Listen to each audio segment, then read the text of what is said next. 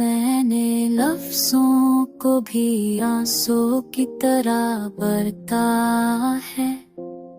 दिल को हर मोड़ पे टूटा हुआ देखा है।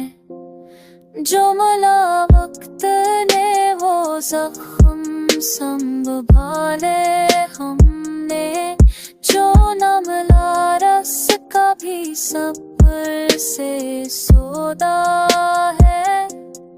हमने हर शख्स को आईना दिखाया, लेकिन सबने चेहरा ही नहीं खत को भी बदला है।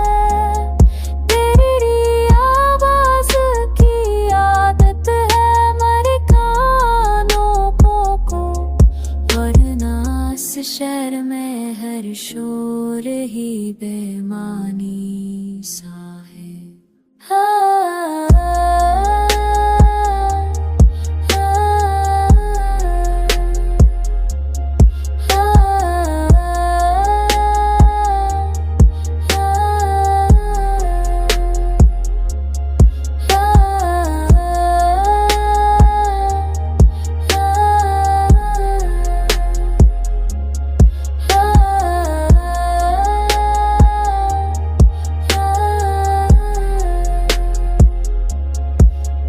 तालक चफक दर्द समझ आया मुझे, वो तालक ही मुझे जीने का सहारा है।